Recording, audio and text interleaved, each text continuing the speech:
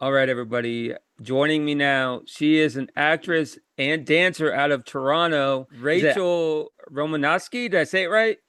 Almost, yeah. It- Romanoski, you're good. that's what You I made said. it. Didn't You I say? passed. Didn't I say Well, I know Canadians are very polite, so I have to match that. I have to match that. So, talk to me. Introduce yourself to the audience for those that aren't aware of what you do. I know you're a teacher, dancing teacher. You, how many people? Actually, I'll let you go. So introduce yourself. No stress. Hi, everyone. My name's Rachel Romanoski. I'm a professional actor, dancer, and singer. I'm actually based Hamilton, Ontario, but I do a lot Oh, of work in Toronto. But main thing, if you're not sure, you could just say Toronto because it's very close. So happy to be here. I teach dance professionally as well as dance professionally. Same with acting. I do a lot of theater, done some films, singing as well. So yeah, I'm very grateful. so when did you get started with dance? Was it something that you've always wanted to do? Was it like a hobby that turned professional? Like, talk to me about your journey through dance. Yeah, absolutely. It was age 5 right away. I knew what I wanted to do. My mom went to take me to see the Nutcracker ballet. And right there, when I saw like all the dancers on point, I knew like this is what I wanted to do. And I loved the music. So I actually started with ballet and wanted to be a professional ballerina. But from there, I started exploring a whole bunch of other styles like jazz, tap, lyrical, contemporary, hip hop, and it just started all to escalate from there. Musical theater came into my life a few years after that, which is when I studied at some theaters. One here in Hamilton is our Theater Aquarius. They have a beautiful, beautiful program, and I got to work and study with many professionals and artists and get to know more people. From there, I got into singing, and it just kind of all dived into one. A lot of people ask me, "Can you choose just one?" And I Yeah. can't. I love it all. So yeah, So since the age of 5 all the way till now. give me a day in the life over there. Like, talk to me about details. Give me some details. What is the name of the class? The school? Give me a day in the life. Oh man, that's brutal. I have my own little company that I run on my own, which is like a little traveling company called R for Dance. But then I also work at many different studios and do a lot of pop-up workshops and also travel around. It's hard to give you, I guess a day in a life would be just attending, I'll say a studio because could be a different one on a different day. But essentially, because I'm a little bit of an entrepreneur myself with my own business, I have to wake up in the morning. I always get my coffee because that's my staple. Hey, I literally do all the cheers mini on work. that. Yeah, literally, we're both going. Yeah, Um, yeah. Definitely do administrative work because there's always thousands of emails. So just kind of updating my business, doing posts now, obviously, because social media is such a huge part of life right now and its role in the arts, especially. That's really how we get ourselves out there now. That's our portfolio. So doing all of that. And then Instagram is pretty your much portfolio. it has to be now, yeah. We That's used to have what wild. is it, those That's wild. booklets, and now it's all social media. It's wild. And then from there, just pretty much going to a studio or a few, depending on if I'm teaching my own privates. I also teach wedding couples, so I'll be, renting out my own space and doing that. Or again, going to a studio. I teach kids age 3 all the way to adults. So it just depends on the Mhm. class that's happening. Some days I'll teach for 9 hours, some days I'll teach for 5, but they can be from 10 to 14-hour days. And then get home very late and shower. Your feet must hurt, especially with the heels. 100%. Yeah, and heels Like, is taking a I forefront. have a lot of respect for dancers, whether it be clubs or, different kinds of clubs that we may not mention here. I have a lot of respect for people that do that. Like, I mean, they're getting paid, yeah, but like that shit's crazy. It's like throbbing, right? And that something that, because I know this is like way different topic, but I've had so many different genres of people, so many different people from walks of life. So, Rachel, I had professional, are you aware of, obviously, you know what professional wrestling is, right? You did Yes, not think yes. that this was going to go there, but I kind of think that it's comparative in the fact that professional wrestlers say multiply every day they work out, but there's nothing like ring shape. I feel like dancing similar. It's like you could dance at like, you see people that go on Dancing with the Stars and stuff, and they're like, yeah, yeah, yeah, that's no problem. And then they get their ass kicked by their teacher. So I feel like dancing's the same way, right? Like you may dance in your socks in your living room, but when it comes to heels and in different studios, it's a whole different game. Is that a weird but correct correlation? No, no, I think there's definitely a correlation. If you're looking at, I mean, yeah, there's the whole notion of dance and just dancing around at home, right? I mean, this is what I say to my students, we always have to remember why we dance, why we enjoy this in the first place. And it is those moments where you're at home dancing around, just being creative, that free flow, right? Having that movement in your body. But it is a difference when you go into the studio because then you actually have training, right? You have formal training, which there's structures, there's ways you have to specifically have your body in which the instructor's there to help you with, right? So then it becomes almost like a choreography. And it's interesting that you mentioned wrestling because I find wrestling when you're doing it, at least I've heard anyway, I cannot say I am not a wrestler in any way or when you're doing it, live, but there is a choreography to it, right? It's almost like dancing. There's a structure, there's a map you almost have to do. So Right. yeah, I think that's a really cool correlation. I'm glad you brought that up. You did not expect that. It was not No, but on in your. a way, it makes sense. Yeah, because yeah, it does make sense. Um, anyways, all right, so this what give me like the amount of people that you teach on it. So how big are these classes? Well, it depends. If you do private, obviously you can Okay, have I'm talking about between. like like a group of kids or a group of people. Like what's the Yeah, most people absolutely. you've taught at one time? I guess is the better Oh, question. goodness. That would have to be at a masterclass workshop. So I also teach in Montreal, which I'm super grateful for. We have a huge Heels festival down Yeah, there. So I would that's what I was say, gonna talk to you about. yeah, yeah, it's fantastic. But yeah, usually around there, depending, I mean, my gosh, we can have up to 120 to about 300 people show up at an event. So, I mean, it depends who takes the class. I want to say I've had a class where I have had around maybe like 80, 50 to 80 individuals. Do But they all yeah, have microphones too?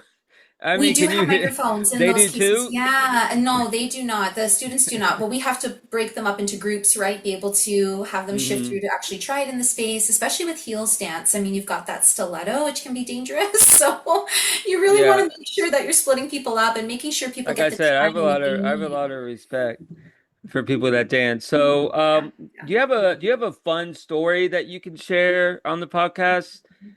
Depends An what you mean by a fun interesting story. class or something that's happened to you while you were dancing? Oh, Anything interesting in your day-to-day life or career?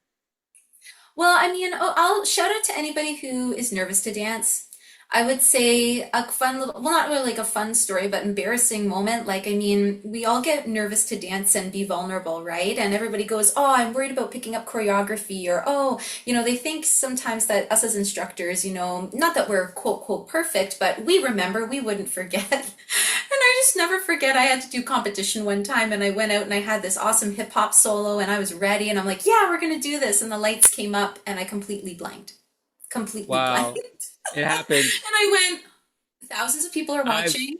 I I've don't know done what I this on do. this podcast, but maybe not 1,000 people watch the podcast, but I've blanked on air before, so I hear you. Right? And you have this panic, but what do? Right? So I Yeah, completely yeah. just had to make it up. Oh my goodness, it was a moment. But, just in relation to anybody who's feeling like if that helps anybody, who's listening, who might be nervous to dance or nervous or has had those moments, it's okay. We all go through it, even as professionals, and, you get yourself out of it. But the one thing is just to go back. What got me through that moment is just remembering why I do what I do and why I love dance. And I just danced. And that's what got me through it. So Yeah. So if that helps anyone listening. that's a good story, inspirational story.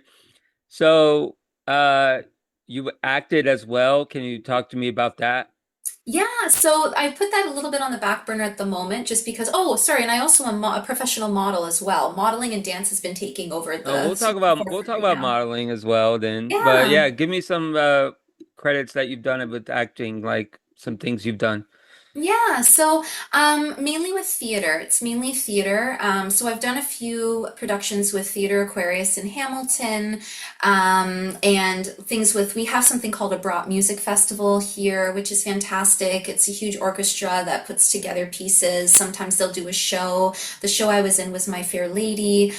So yeah, it was wonderful. Just a lot of theater in that regard. But again, had to just put that a bit on a standstill at the moment because dance ended up taking over. So I'd love to get back into it. I miss it very, very much. Okay, so we'll talk about modeling here. What kind of modeling do you do? Yeah, so a whole bunch, boudoir, commercial, lifestyle, photography, a lot for print. So I've done for some magazines. Wow. And some runway as well. We have something here in Hamilton called Super Crawl, which is a lot of fun. So we get to model and walk down and do a runway featuring clothing from brands here in Have, Hamilton and some Toronto.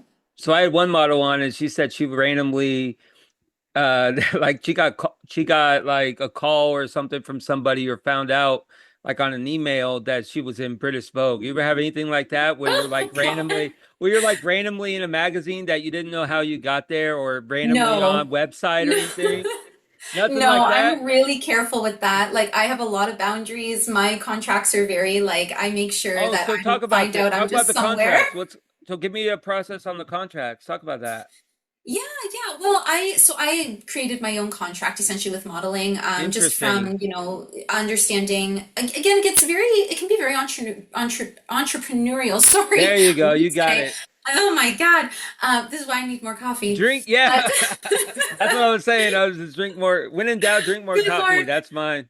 Right, because I was with an agency, but I'm not at the moment. So trying to again just get yourself up and running. Like I am proud to say all the things and most of the things I have done and have accomplished have been on my own and me, attacking that on my by myself. But yeah, contracts can be a lot. I would recommend. I spoke to a lot of previous colleagues of mine and previous models and followed sort of their outlines and then created what I felt was best for what I wanted and what I needed. Especially with acting and singing as well, you want to make sure you have to be careful, right? Because you could be seen by a lot of different people, a lot of different places, and also agencies can be picky on who they want to work with. So you have to be careful in what you do. Like if I want to do some boudoir work in Hmm. modeling, I have to be extremely careful in my contract of how much I'm showing on my body, the type of poses that I'm doing, the Wow, photographers that I'm really? working with. Yeah. They even judge the poses?